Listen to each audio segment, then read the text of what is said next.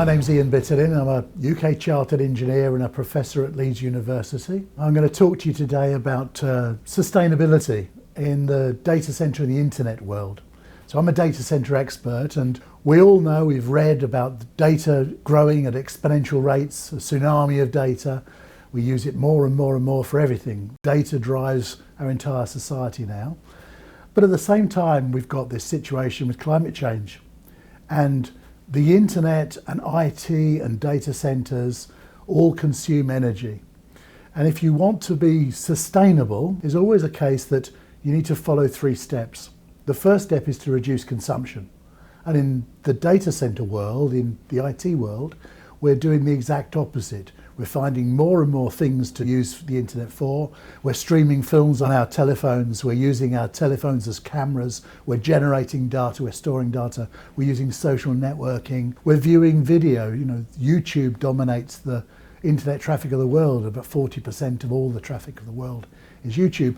There are plenty of serious applications for data, medicine, education, but the bulk of the data that's used today is almost of a frivolous nature. And whether you believe in climate change or not, the climate's definitely changing, and it's caused by too much carbon in the atmosphere, and that carbon's being generated by the world using too much electricity and burning fossil fuels.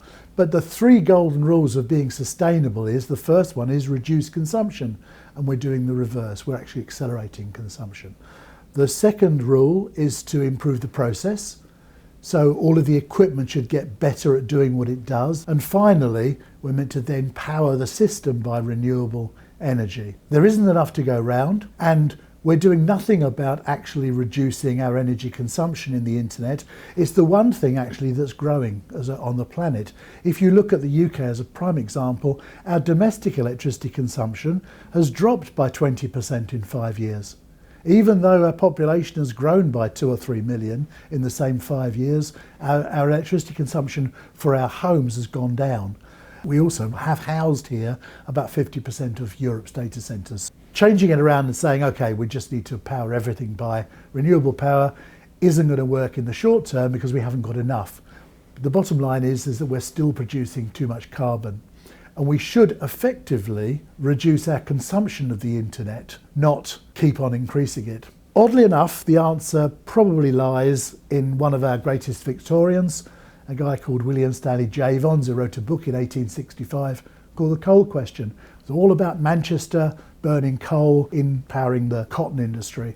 And the government was debating why the mills of Manchester were burning the country's coal, all of it. There was a debate in Parliament. Someone stood up and said, don't worry, Mr. Watt has invented a new steam engine. It's 6 times as efficient as Mr. Newcomen's engine, therefore the coal question is solved. Now, William Stanley Jevons was an economist, and he said it's a confusion of ideas to suppose that the increased efficiency in the consumption of fuel will lead to lower consumption. The very contrary is the truth. In other words, if you make something more accessible and available, people use more of it. And that's exactly what's happened to the internet. As you give people faster and faster broadband, they don't just use it the same but quicker than they did before. They actually add services, they add apps. Think of what it's going to be like at 5G when it's 4,000 times faster. William Stanley Jevons had the answer included in his book, because he said that the only way to stop that effect happening of increased consumption by utilising increased efficiency is to add to the cost. So price is the thing. And if you look at some forecasts now for 5G, there's many people that are starting to realise that the only way we can have 5G is if someone invests the money in putting the transmitters every 100, 150 yards. That's going to be the mobile phone companies mainly, and they're going to want paying for it. So they're going to charge £100 a month instead of £25 a month. It's going to go up, it's going to cost money. And these services are going to be attractive to some people. Luckily for us, the world isn't growing exponentially. Population of the world is not increasing exponentially. But half of the world, 3.5 billion people, don't have an internet connection of their own. And when they get it, what do you think they're going to use it for? They're going to use it for gambling, dating, social networking, Facebook. They're going to use it for all of the things that are entertaining. They're not necessarily going to use it for education, science, medicine, and business. It's images that's the problem, especially high definition images. They take up a lot of file space. So most of us don't need that level of precision. But what we do need to do is be intelligent about how we use data and how we actually consume power of the internet. We're already seeing in Europe a slowing down in the rate of data growth. 16 years exponential growth is now flattening out to something more reasonable. Why is that?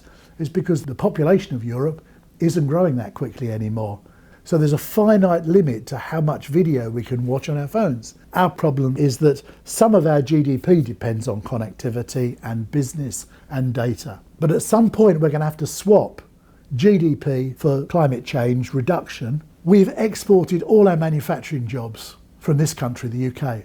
We've become a service-based economy. More than 80% of our GDP is service-based. We've exported all of our manufacturing jobs and all the manufacturing that goes with it to somewhere where they burn a lot of coal.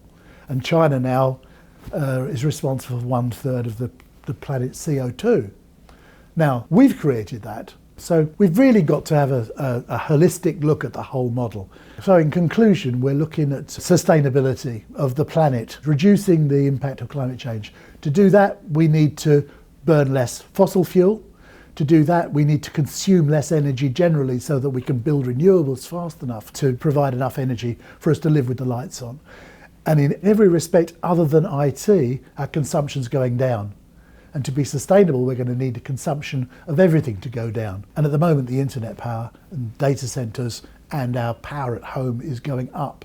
And the reason it's going up is because we're using more and more of it with higher definition files, more data, which takes more power to generate, transmit, store and regurgitate.